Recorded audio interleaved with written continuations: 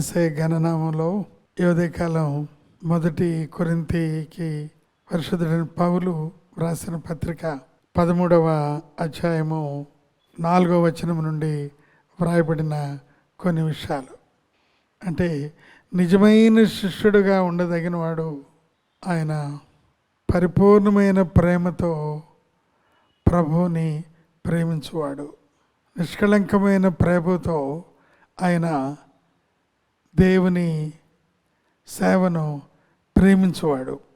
తన జీవితంలోనే ప్రేమ అనేదానికి ఒక గంభీరమైన అర్థం, ఒక ప్రతీకగా ఆయనే నిలబడువాడు అని పౌలు గారు రాశారు. అందుకని 2-3 వచనాలు మనం చదువుదాం.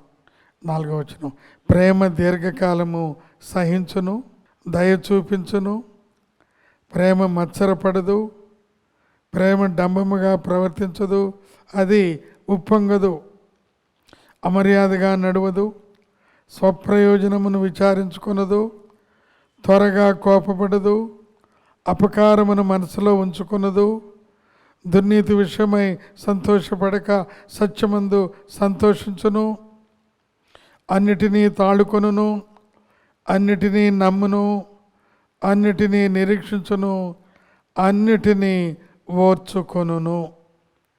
కనుక ఒక నిజమైన శిష్యుడు తన పొరుగు వారిని ఈ రకంగా ప్రేమించును అని.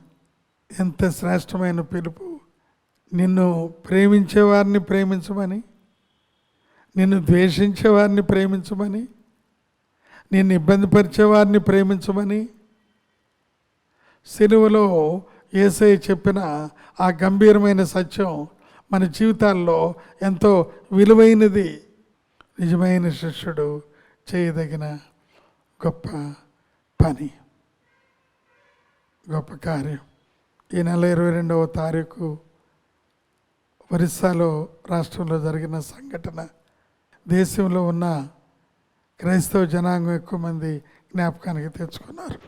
గ్రామ్ స్టెయిన్స్ ఆస్ట్రేలియా నుండి వచ్చిన మిషనరీ, ఆయన భార్య, 3 బిడ్డలు, ఫిలిప్, తిమోతి, అతను కలిసి కుటుంబంతో కలిసి కుష్ఠరోగులకి ఉన్న ఆ చేతులను గట్టిగా కడిగి డ్రెస్సింగ్ చేసి వారికి ఆయింట్మెంట్స్ పెట్టి, చాలా ఆలస్యమైందేమో, గెస్ట్ హౌస్లో భార్య, కుమార్తె వీరు 3 ఒక జీప్లో పండుకున్న సమయం చూచి అర్ధరాత్రిలో దుండగలు అగ్ని అంటించగా ఆ అగ్నిలో కాలిపోతూ నానా అని పిల్లలు, 2 కుమారులు తండ్రిని అడిగితే తండ్రి నిస్సహాయ స్థితిలో లోపల ఏడ్చుచు కన్నీరు ఏడుస్తూ తండ్రికి సమర్పించుకున్నాడు.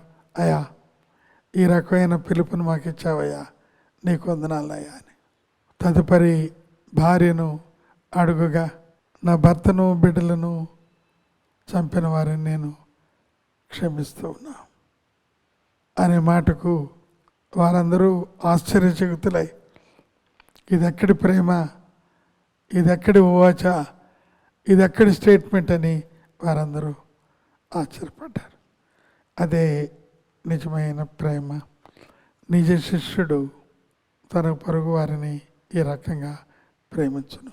అటువంటి క్రీస్తు ప్రేమ మీతో నాతో సమృద్ధిగా కలుగును గాక. ఆమేన్.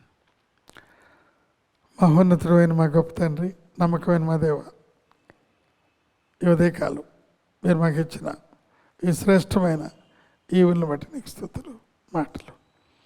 మమ్మల్ని బలపరచండి.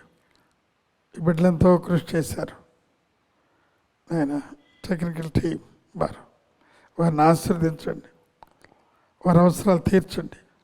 వారికి నిశ్చిత్వంలో ఒక గొప్ప కృప, ఈ కృపా సాధనాలుగా వారిని ఉంచుకోండి, వారిని వాడుకోండి, బలంగా వాడుకోండి ప్రభా. యేసయ్య పరిశుద్ధ నామములో అడిగి ఉన్నామా తండ్రి, ఆమేన్. తండ్రి, కుమార, పరిశుద్ధాత్మ త్రియేక దేవుని ప్రేమ, కృపా, సమాధానం మనందరికీ ఆయన ప్రేమించే వారికి తోడై ఉండి నడిపించును గాక. ఆమేన్.